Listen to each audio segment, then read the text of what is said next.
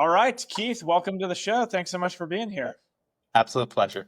Excited to chat. All right, well let's kick things off with a little bit about you because you've got an extensive experience in the charter school space, and now you're at Vertex Education. But I'd love for you to give us the spark notes of your career and some of the work you do today with Vertex. Yeah, absolutely. I'm, I'm older than I'd like to admit. So I started in education a little over 20 years ago when I joined the Teach for America Corps in New York. So I'm from Arizona originally, moved to New York to become a sixth grade math and science teacher in the South Bronx. So I did that for a little while, and then I moved for a couple of years, and then I moved on staff at Teach for America as a program director. But the vast majority of my career has been in charter schools, in charter networks specifically.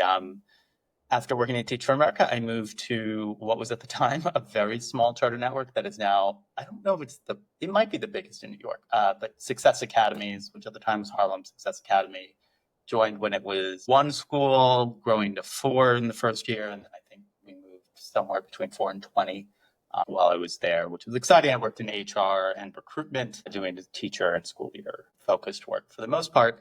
Then I moved to another small startup charter network called Explore Schools that was focused on doing school turnaround at the time. So we were looking at schools that were underperforming and figuring out how to convert them to charter and run high performing schools there. We started that network with one school that existed for a while and grew that to 4 campuses with 8 schools. So basically each campus had an upper and lower school. And I started in HR there, again in talent and recruiting, and then eventually moved into different roles, ended as COO while I was there. And then moved to California and joined a relatively large charter network, Rocket Ship, which had, I want to say 25, 26 schools while I was there. Most of them in California, but they had schools spread out throughout the country, and I believe 4 states total, where I focused on HR exclusively. So there I managed talent management and HR operations.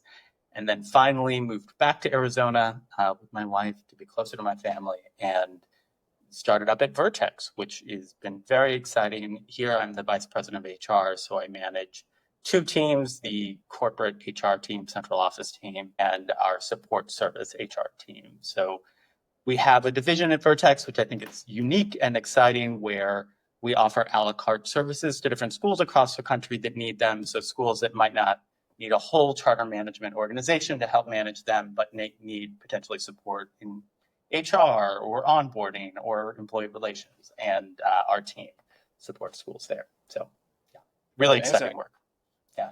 Love it. Well, you certainly have, both from previous experience, but also in your current work, certainly have a unique lens on kind of what's happening in the talent and HR space. And I'm excited to talk today specifically about one of the big hot topics, which has been staff retention and thinking about how do we onboard teachers well? How do we retain those teachers? And some of the nuances there has certainly been a big conversation across the country. And since we tend to focus on very specific tactical challenges, today we're going to talk about onboarding and some of the things schools can do to think thoughtfully about improving their onboarding process. And I want to start with just kind of a macro perspective on why onboarding is so important as it relates to the conversation around staff retention. Could you paint for us just a little bit of a picture around some of the impacts of onboarding, positive or negative, as you see it from your experience? Yeah, totally. So I think at a very high level, there's 2 things I think people should keep in mind when they think about onboarding. The first is the one that I think most school leaders spend a lot of time thinking about, which is how are we training them for success? So we have there are a lot of amazing teachers out there, but I think as everyone in education knows, each school is unique in its own way. So yes, a great teacher is going to probably be a great teacher wherever they go, but being successful at one school does not necessarily mean it's the same path to success at another school. So I think even for your experienced teachers, your high performers, but especially for your newer teachers, that is the opportunity to not just get them ready to teach, but to get them ready to teach specifically at your school, at your grade, with your leadership team, with their grade team. So I think that's probably the number one thing that everyone thinks about, but obviously why it is very, very critical. I think the second area that maybe people think about a little less is, and this is especially true if you're hiring teachers for like a new school year or any staff for a new school year. So if you're hiring, say,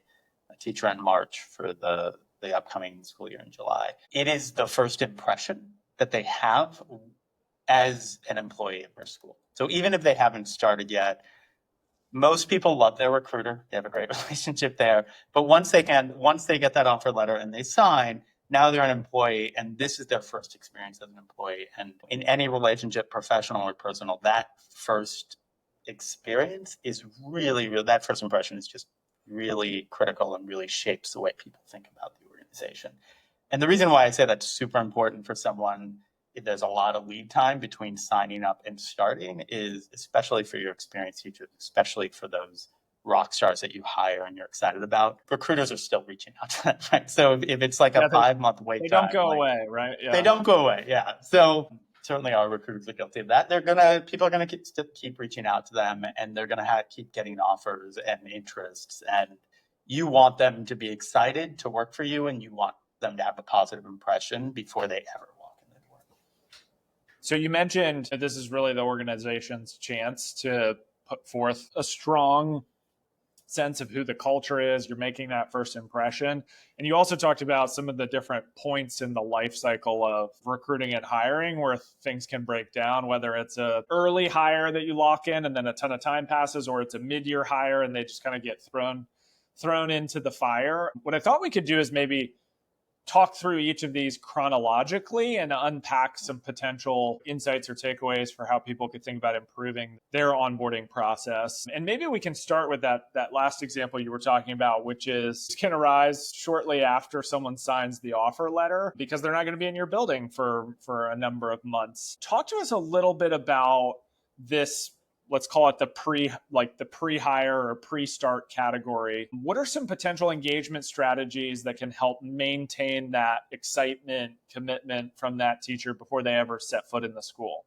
Yeah, for sure. And I think I'll give a few because I think there's, again, the side that people often go to, which is like, how do we build excitement about our culture? What are the things they need to learn before they go in? And that is important. And I can touch on that. But I think the part that people don't think about as often as they should is just the logistical experience that these pre-hires have. So I think anyone that's worked outside of education and then worked in education, this will probably resonate with, but education is one of the more onerous and complicated industries to work in as far as paperwork goes. So you might have, depending on your state, a background check, fingerprinting.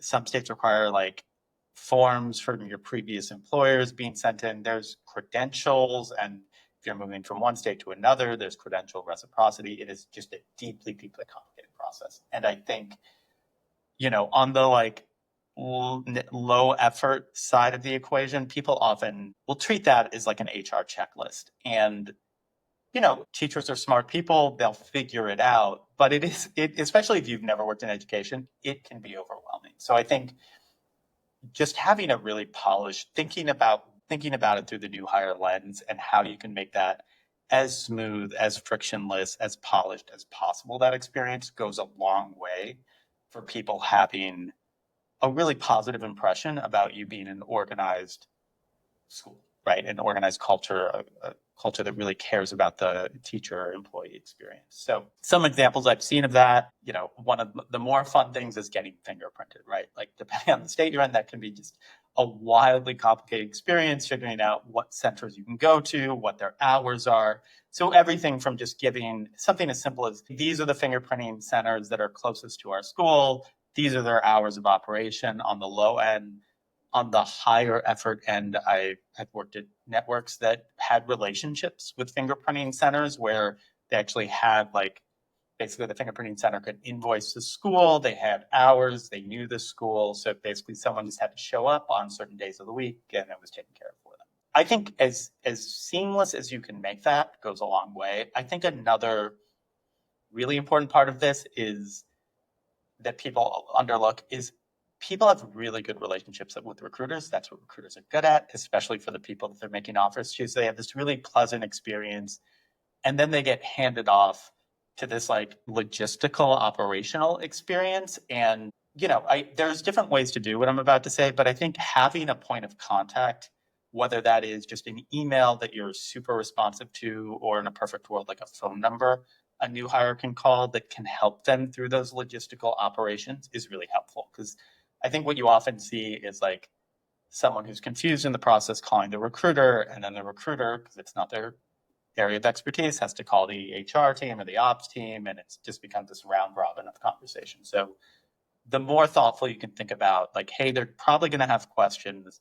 Who do they reach out to, and how do we make sure that whatever we're giving them to reach out to is not a black hole, but a point of contact, even if it's a ticketing system that can provide clear answers to them, is really important. So that's on the less exciting side, but I actually think a very impactful side of that pre-hire experience. On the like sort of fun side, I do think it's really important for them to get a sense of the school culture and meet the leadership team. So something simple is just an email or a phone call from the principal and they're reporting to an AP, the AP, but whoever they're going to work with, just having that personal high touch outreach goes a long way. Building connections, especially if you're thinking about, okay, this is someone in that, March cohort that's starting the school year. A thing that really works, and there's interesting behavioral science around this, people that feel connected with their peers feel more connected to an organization than otherwise. So I think, again, managers having contact really important, getting excited about the students and the school culture really important, but actually getting to meet your peers can go a long way. So one thing, I had an amazing employee onboarding direct report for me at Rocket Ship, but one thing she would do is just build cohorts by building games, basically. So there was like a scavenger hunt that you could participate in. This all happened via Facebook group, but it was just fun little experiences for people that got opportunities for people to get to know each other and build those connections and feel part of a team even before they step in the door. Yeah, I love the separation of kind of the logistical side, but then also the culture side, and how do you make it easy for people, but also how do you give them a sense for, the fun side of what they're joining, who their colleagues are going to be. One of the things that came to mind as you were talking is, everyone's a little different. There's going to be those new hires who are calling that hotline like every day to help with their question. But then on the other end of the spectrum, you've got someone who is just kind of quiet, doesn't engage. You're a little uncertain. You're kind of hoping they're figuring it out. Do you have any thoughts just around how many touch points should there be between the offer date and the start date? Should we have regular emails going out to this group? Should we try and call them? I'm just wondering about like the group that doesn't engage in the Facebook group, but you still want, like, that's okay. They don't want to do the scavenger hunt, but you still want them to get excited. Do you have any thoughts or recommendations there? Yeah, I think I do. So our rule of thumb is at least one touch point a month. So this is, again, I'm focusing on the people with like a longer ramp, right? So people are Yeah. hired in February. So at least one, but we try to do 2 touch points a month. To your point, people have different kinds of engagement that they like. So typically it'll be like a newsletter that goes out once a month. That's just, here's what's going on in the network. This is what you should keep in mind as a new employee. But hey, there's a lot of exciting things happen that you should just get to know about, right? So that's a pretty passive form of engagement. But if you're sending it out via SurveyMonkey or some other platform like that, you can track if people are actually opening it or not. So that's one way to just get a sense of passively, are they engaged? Are they keeping track? And then the second touch point is something more interactive we try to do. So that's where, like, even if you don't want to do a scavenger hunt, like a question on the Facebook group, like introduce yourselves, or question of the month, or what's something you're really proud of from your last job, something like that. So I think those are 2 forms of engagement that give you, to your point, a pulse of how actively engaged people are.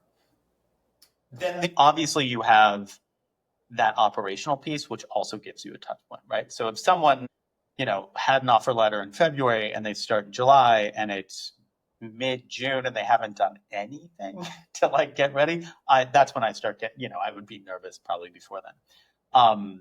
But that's like that touch point. Then I would say that gives you both, I think, a good, exciting employee experience, but also as like a leadership team, good data on who's at risk of maybe not showing up on day one. And unfortunately, especially you have larger cohorts that's going to happen. So then the other piece of this is, okay, hey, it's been 2 or 3 months. This play hasn't done anything on onboarding. They haven't like engaged in any of these opportunities. Then it's usually an escalation to a school leader, and not a like, you're in trouble, but like, hey, would love to get to know you a little bit better kind of phone call, Right. and keep it light and breezy, but that opportunity. Yeah. Okay, so we've got, if we're going from doing nothing between offer to people showing up, we're introducing some logistical supports. We've got a newsletter going out to this new cohort. We're checking in with the folks who maybe have not progressed on their check marks here. We've got some fun engagement going. And that brings us to sort of this next piece of onboarding where I think you alluded to this. This is really where all the attention goes, which is the teacher training, kind of the weeks right before school. Seems like a lot of organizations place all the emphasis, planning, attention, whatever you want to call it, on this precious time. What are some, if we say, okay, organizations are spending a ton of time here, what are some maybe common pitfalls or things that you see organizations miss as they're trying to maximize this time with new staff? I'm curious if there's things that could be done differently, knowing with the caveat that obviously schools are trying to pack as much as they possibly can into such a short window. Yeah, absolutely. I mean, I'll say, and maybe I'm going to pivot a little bit, so pull me back if I'm pivoting too far. But I think that, I think I said this in a previous conversation with you. I don't think there's an industry that thinks more about that part of the onboarding experience than education does for that pre-service staff orientation, whatever you want to call it, period. Like that is something we do in education better than I think most industries, right? And we can talk about ways to enhance that, but I honestly think having that 3 to 4 weeks to think about, okay, what do I need to know about the school? What training do I need? How do I get my classroom ready? How do I learn the routines? All of that is super valuable, even if you're a returning teacher. And I think schools do an excellent job typically of thinking about that. Where I think it's like ironic in school, like a blind spot for a lot of schools, that's a little ironic, given that attention on staff orientation, is what happens for the teachers you're hiring after that period of time. So even if you're talking about like October or early in that first quarter, a thing I see a lot, and it's understandable, right? Like school's in session, it's intense, especially in the beginning of the school year. A school leader has a lot on their plate. I mean, there is no job in the world that is more intense than a school leader's job and more hectic than a school leader's job. So this is a very understandable blind spot, but you go from, hey, here's 4 months of amazing education and prep time to, thank God you're here. There's the classroom, Godspeed. And like, I think that's like, Hey, there's 30 not that children everyone's in doing this that. classroom. Good luck. Yeah. Please, yeah.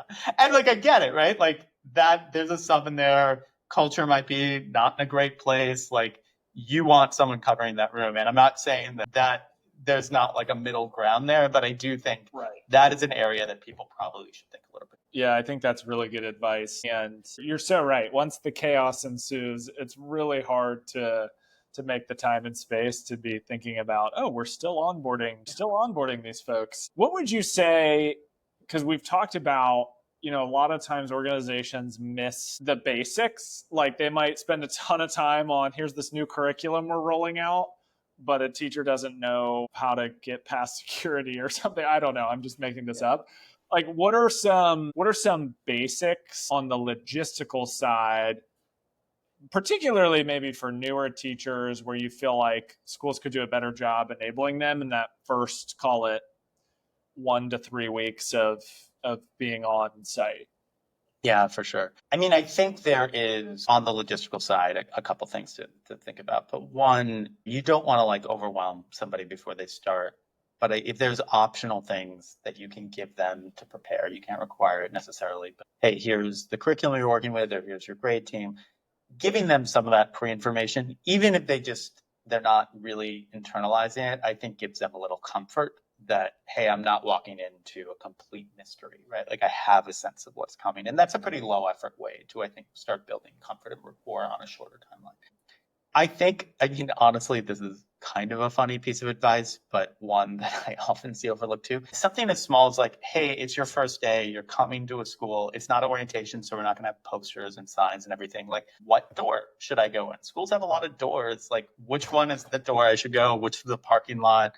Like, I remember I used to do a lot of school site visits, and there was this one school that was basically spanned a whole block, and I like would consistently, because I've seen a lot of schools at the time, like park in the wrong parking lot and then like slowly try every door until I found the door 10 minutes later. So small things like that, like what door should they go in? Where should they park? What do they need for security? What paperwork do they need to have ready to go? All of that stuff. I would say it's also just really, really helpful, especially for the more hectic times of year. If you're a school leader and you're like, hey, listen, like, I don't know that I can preserve even 2 hours in the morning because things happen, fires come up. Like, is there someone you can delegate, even if it's like a good set of like teacher ambassadors that are there to like help show this person the ropes on the first day? That goes a long way too. So I think those are two like relatively low effort things, 2 or 3 relatively low effort things to think about. Right. Okay. Yeah. Sorry, go ahead. I was going to say, the other thing is, I think on the like training side of things, again, you're not going to pack everything in, right? From mid-year hire, you don't have 3 weeks. You probably don't have 1 week to keep, like you need to get them in the classroom, and that is deeply understandable. So what I would say is like the thing you're trying to do as a school leader is take all of that amazing work you did in pre-service and try as much as possible to distill it down into what's most critical. And then you can breadcrumb the rest of the information throughout their first 30, 60 days as needed. So I think I usually, like, before we get into like what they should do, there's a framework I really, really love. It's actually like a communication framework, but I think it works really good for training, which is, I think it was McKinsey that came up with it, but it's hand or head, heart, hand. And it's basically think about these 3 questions. Like, what do they need to know? What do they need to feel? And what do they need to be able to do? And I think being a school leader and just thinking about this for the first 2 weeks and being able to answer those questions in the first, like, what do they need to know for the be successful in the first 2 weeks? What do they need to feel? What do they need to be able to do? That can give you a pretty good roadmap to truncate it down into really simple steps. Yeah, I think that's a really helpful framework in evaluating what you're currently doing. Okay, so let's talk about how an organization can evaluate their current, process around onboarding. You were just alluding to like the head, heart, hand framework, which I think is a really helpful, potential starting place. But let's say, and maybe you can speak from your work at Vertex, like let's say you sit down with a school who says, look, Keith, we're struggling on the staffing side. Our onboarding has just not, we're losing teachers between the time they accept an offer and the start of school. Like, how do you encourage leaders to evaluate where to start implementing solutions? Like, should they be surveying staff that onboarded last year to try and get their feedback? Is a lot of this just kind of obvious and just takes a little bit of intentional brain power towards it? Where would you recommend, if a leader's listening to this saying, ooh, we definitely need to work on our onboarding process? What's the starting place? Yeah, 100%. I mean, we're all in charters. Data, I feel like, is a big part of us. So data is great, right? And I think the frustrating thing, especially if you're losing people in that pre-hire time period, it's hard to get data from them, right? Like once they take another offer, they're probably not going to be super responsive. So I do think getting data where you can is a good starting point. Talking to teachers, especially teachers that are recent hires, right? Like who started this year, last year, like what was their experience? What were their pain points? That's really, really helpful. Again, also, I talked about this earlier in the conversation, but like if you are sending things like newsletter or doing engagement, like there's good data you can pull there. But I think like you hit the nail on the head when you said this. I think a thing that, like, in my experience, sort of anecdotally, that gets people excited about schools is schools that have like a thoughtful, intentional approach to onboarding, right? So I think, like, yes, the polish and logistically easy is I do think really important, but I think there's, again, understandable because we're all incredibly busy people, but there's a desire to just take material and say, let's do this thing, let's do this checklist, let's do this formula. But I think each school, and this is a former recruiter in me, but like schools there's a lot of schools that are hiring for teachers. People accept a job at a school because they want to work at that school. So I think thinking about, and even talking to your recruitment team, like what makes that school, what makes your school unique, what makes your school exciting, and how can you infuse that in onboarding is really, really important, especially for that pre-hire period. So I think the reason I said you hit the nail on the head, I think just being intentional about it, like beyond just like a checklist of activities, think about like, we're going back to that framework of head, heart, hand. What do you want them to feel? What do you feel? What gets you excited about your school? If you're a school leader, what are you trying to convey? Whether that's, I mean, obviously your core values, but what do the core values mean to you? What does that look like in your environment? Like, what do you want people to be excited about before they come in? I think intentionality shows up a lot. I mentioned even sharing curriculum earlier or like resources that they're going to get into.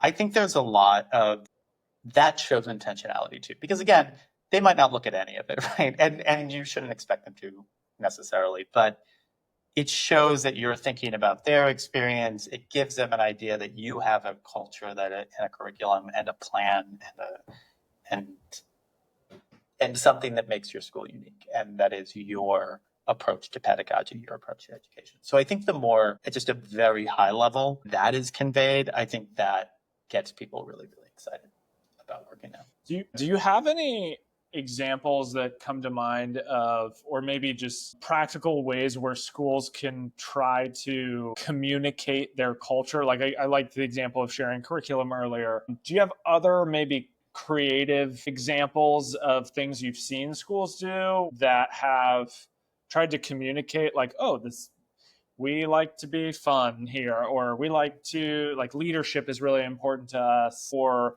mentorship is really important here, so you're going to have a buddy on day one with a more experienced teacher? Maybe if any examples come to mind of how schools have tried to communicate their culture in onboarding, might be helpful for listeners. Yeah, 100%. I'll go with maybe some of the more medium to high touch and then to lower effort solutions. Okay, great. The thing I really like that some schools, we used to do this at Explore actually, a lot of schools will have in-service days, right? And days where they're getting professional development. Opening that up to new hires, I think is sort of an exciting way to get them. It does a lot of things, right? It gets a chance to like see your school doing the thing that teachers are usually excited about, which is like that teacher focused, that educator focused work that you as a school leadership team are doing. So they can learn something, they can go to a PD, they get to meet potential peers, they get a chance to see the building. It can be pretty low effort, I think, because they just have to show up, right? But I think that is that, and it says a lot about who you are as a culture too, if you're able to do that, I think. So that's one way I think it's high engagement for the teachers, medium, I would say engagement for the school. Another way that's maybe a little higher effort for staff is thinking back to this idea of like having a mentor or a buddy in the school, but like who are your teachers, who are your staff members, who are your maybe junior leaders or senior leaders that you think are really good culture carriers for the school. And you want to think critically about that, right? Like you want someone who's not inauthentic, you want them to be honest. I don't care how amazing your school is, teaching is hard, education is hard. Like you don't want someone coming in and saying like things are breezy and easy. I mean, it's hard, but you know the people that can be honest and who are also excited and are bought in and are like really embody that culture that you're trying to foster. So finding out who those people are, engaging them to engage staff. Again, going back to a comment I made earlier, but I think there's so much power in that coming from a peer, right? I think you're more likely to like ask the questions that you might not ask your soon to be boss. You're more like willing to accept this as like the full truth if it's coming from a peer. So I think there's a lot of, and that's not low effort. Like again, everyone in a school is super, super busy. So it is an ask to do that, but I think that goes a long way too. And those aren't super out of the box, but I do think those are pretty powerful ways to do it. The one final on the high effort one is I've seen schools fly people in. So schools that are like bringing people from like different regions in, like even just having a day of like, hey, we're going to do an open house day for you where you're going to see people teach in the school. You're going to get a chance to like meet your new cohort. If you're from out of state, you're flying in. If you're here, you're just driving. but just a day to like really celebrate and get to see everything. So that takes planning and coordination, but I do think that is really, really exciting. And again, probably the most authentic way to see the culture happen. So that's on the higher effort end. I mentioned this earlier, but I think it sticks in my head as one of the more fun thing I've seen. But even before they start, I think a thing that gets lost when you think about logistics is logistics being dry. And I think thinking about how to make it joyful is powerful. So I mentioned earlier, I had an employee that used to do scavenger hunts for new hires coming in. It was scavenger hunts. It was like fun little activities. It was like everyone meet here for coffee on this day. It was like, I think there was like a coordinated flash mob, but just fun, silly activities that are like, hey, just gets people like lowers defenses, makes this like dry thing feel a little more fun. Like who can get at the like best selfie at the fingerprinting station, like things like that. I do actually think, yeah, it just makes, even if it's something small and silly like that, it makes people think that you're thinking about their experience. And I think that matters a lot to people. All right. So Keith, I've learned a ton. This has been great. Really appreciate your insights here. And hopefully people will walk away with a bunch of practical and tactical things they can bring back to their own onboarding process. As we come to a wrap, I'm curious, any specific resources from the Vertex Education team we can point folks to, or how can people get in touch with you and your team? Yeah, absolutely. So our website's probably the best place. If you go to vertexeducation.com/insider onboarding, we'll have one of the templates linked. So I talked a bit about mid-year onboarding and just thinking through how to truncate all of that onboarding you do at the beginning of the year, and how do you like squish that down into a really truncated period of time. So we can attach a resource there that we often use to help school leaders plan that. So it's basically a 2-week template schedule that you're going to want to modify for your school, but gives you some good guiding questions and can show you an example of how people tend to plan on those 2 weeks, where it's a mix of getting people in the classroom, but also giving them the training they need to do. And again, I think most importantly, putting the guiding questions for school leaders and grade team leaders to think about as they're planning that out. So I think that's probably the best place. There's resources there. And there's obviously the ability to contact us if you're interested in learning more about services we can provide. Amazing. Okay, so vertexeducation.com/insider onboarding. Go get your free template there. If you want to connect with the Vertex team, that link will have ways for you to schedule time with Keith and his team. Keith, thanks again for coming on. This was great. Really appreciate you sharing your expertise and joining us today. Absolute pleasure, Daniel. Thanks so much. Thanks for listening to Charter School Insider. This show is brought to you by BuyQ, the group purchasing organization specifically for charter schools. Want to learn how to maximize your school's purchasing power? Join together with thousands of other charter schools by visiting buyq.org/sign-up. BuyQ's purchasing program is free and has no obligations or commitments required. If you enjoyed today's episode, do us a favor and subscribe on your podcast listening platform of choice. If you have a question or feedback for us, we'd love to hear from you. Send us an email at podcast@byq.org. Thanks, and we hope you'll tune in for the next one.